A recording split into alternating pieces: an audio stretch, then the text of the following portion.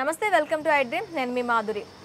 Diabetes sugar వ్యాధి బారిన పడిన వాళ్ళు వాళ్ళ ఆహారంలో ఎలాంటివి చేర్చుకుంటే షుగర్ని మళ్ళీ రివర్స్ చేసుకోవచ్చు, ఈ చక్కెర వ్యాధిని రివర్స్ చేసుకోవాలి అంటే ఏం చేయాలి, డీటెయిల్గా చెప్పడానికి మనతో పాటు ఉన్నారు బిఏ వెంకట్రావు గారు, ఆయుర్వేదం డాక్టర్. తనని అడిగి డీటెయిల్గా తెలుసుకుందాం. నమస్తే గురుగారు.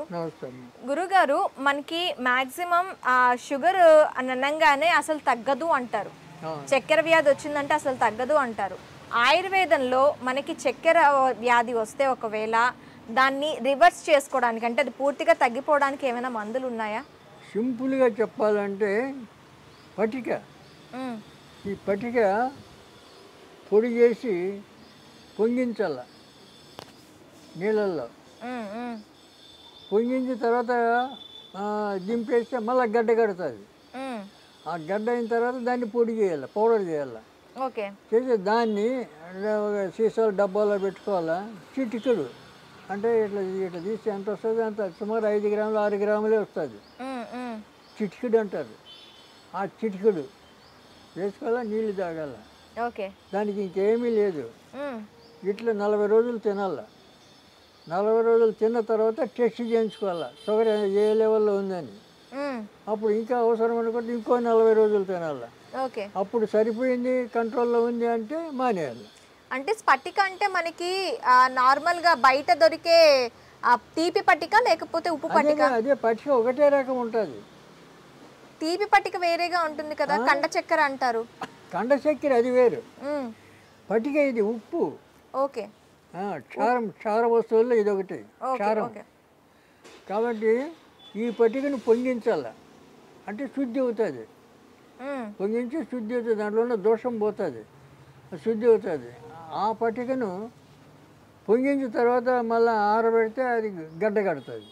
ఓకే, ఆ గడ్డను మెత్తగా పొడి చేసి పెట్టుకోవాలి. చిటికెడు రోజు పొద్దున సాయంత్రం చిటికెడు తినాలి. దానివల్ల ప్రమాదం లేదు, సైడ్ ఎఫెక్ట్స్ లేదు, ఏమి ఉండదు, తినచ్చు.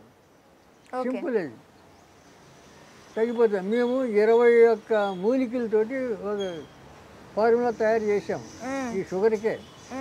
ఎందుకంటే ఇప్పుడు ఈ సింపుల్గా చెప్తే ఎవరు నమ్మరు.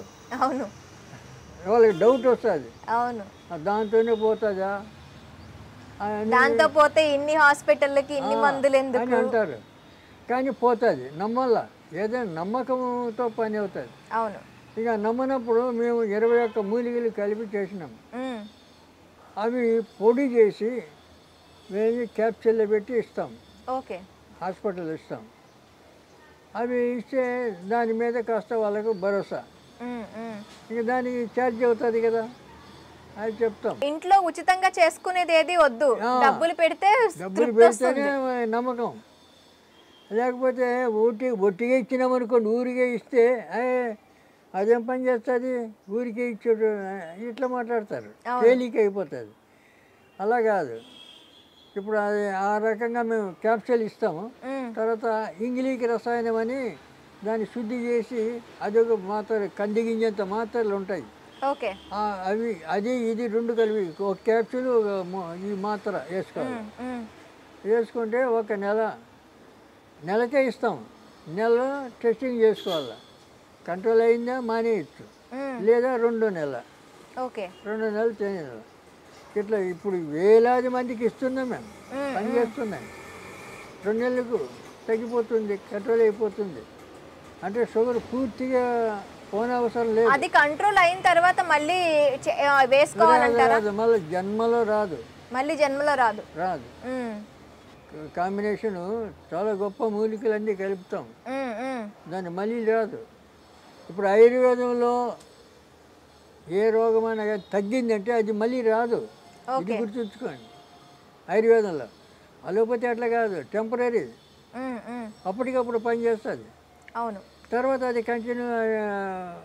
కంటిన్యూగా వస్తూనే ఉంటుంది. కాబట్టి ఇక అందువల్లనే ఇంత బలవత్తరంగా ఉండాలని చెప్పి మేము అట్లా తయారు చేసి పెట్టాం.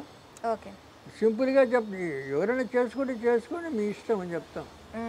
పైసలు ఖర్చుగా వేరే హాస్పిటల్కి పోయే అవసరం లేదు. ఇప్పుడు మేము అదే నాటు వైద్యం అనే పుస్తకం రాశాం కదా, ఆ పుస్తకాలు అన్నీ ఇటువంటి చిట్కా వైద్యాలన్నీ ఉన్నాయి. ఓకే. ఆ పుస్తకం ఇంట్లో ఉంటే దాన్ని చదివి ఆ రకంగా ఉపయోగించుకోవచ్చు. మరి ఇప్పుడు మాట్లాడితే అంటే పరిగెత్తారు హాస్పిటల్కు. అది తప్పది. ఇప్పుడు నిన్న మొన్న పేపర్లో చూస్తుంటాం, పురిటి నొప్పులతో తాళలేక నది దాటి ఎడ్ల బండ్లో తీసుకొని వచ్చినారు. ఇవన్నీ ఎవడు చెప్పాడు? ఇంట్లోనే పురుడు చేయొచ్చు, ఏమి లేదు, సింపుల్. అవన్నీ చేయరు. అప్పుడు ఇదివరకు పూర్వం మంత్రసానులన్నీ ఉండేవాళ్ళు. అవును. ముసలమ్మలు వాళ్ళే చేసేవాళ్ళు. ఇప్పుడు మేము 10 మంది మేము పిల్లలం. మా అమ్మ ఏ హాస్పిటల్ పోలేదు ఎక్కడ. అంత నార్మల్ డెలివరీ. వీళ్ళు కావాలని పోతారు పని కట్టుకొని. దాని వల్ల పేపర్లు వేస్తాడు, నది 3 కిలోల నది దాటిపోయినారు, 5 కిలోలు పోయినారు, 6 కిలోలు పోయారు, పురిటి నొప్పులతో ఉన్న ఇలా మాట్లాడారు. అన్నీ దండుగా చేసే పని. ఆ అవస్థలో వీళ్ళ అవస్థలు చూసి డాక్టర్లు ఇంకా పెంచుతారు. అవును. డబ్బు వేలు బిల్లు వేస్తారు. అది బాగుంటుంది. ఇలా ఇంట్లో ఏమీ లేదు. ఇవి మేకప్ ఇంటికలు ఉన్నాయి కదా, ఆ మేకప్ ఇంటికలు బాగా పిసుకాలి, నెయ్యి వేడి చేసి ఆ నేతిలో కలిపేయాలి. ఆ నెయ్యి ఒక సగం పెద్ద గ్లాసు, దాంట్లో సగం తాపించేయాలి, ఒక సగం ఏమో ఈ భాగం అంతా రుద్దాలి. 5 నిమిషాల్లో పిండం బయటపడాలి. ఏం నొప్పులు లేవు, గిప్పులు లేవు. ఇటువంటి చిట్కాలు చాలా ఉన్నాయి. మరి ఎందుకు పరిగెత్తారు అంటే పరిగెత్తాడు. బండ్లు కట్టుకొని పోయినాం, మోసుకొని పోయినాం, సైకిల్ మీద తీసిపోయినాం. ఎవడు చెప్పాడు నిన్ను బొమ్మని? ఇది చేసుకోవచ్చు కదా, చెయ్యరు. ఎందుకంటే చాలా మందికి తెలియదు, తెలియక పాపం అలా అవస్థ. తెలియక కొంతమంది తెలిసినా కూడా వాళ్ళు పోతారు. ఎందుకంటే 60-70 వేలు కట్టాలి కదా. వాళ్ళు ఏం చేస్తారు, అనవసరంగా ఆపరేషన్ చేస్తారు. అవును. చిన్న ఆపరేషన్ పెడతారు, అనవసరం. ఇవన్నీ ఇచ్చేస్తుంటారు. మరి దాన్నే నమ్ముతారు, అక్కడే పరిగెత్తారు. వాళ్ళు మనం చెప్పినా కూడా వినరు. అట్లా అప్పుడు ముసలమ్మలు ఉండేవాళ్ళు, వాళ్ళు ఏ బాధ లేకుండా కాన్పు చేసేవాళ్ళు ఊర్లలో. ఇప్పుడు ఊర్లలో పెద్దవాళ్ళు కూడా ఎవరు కనపడరు కదా. అవును. వాళ్ళు ఉండనీరు అక్కడ, అంత పంపించేస్తున్నారు. ఓకే గురువు గారు, థ్యాంక్ యూ వెరీ మచ్.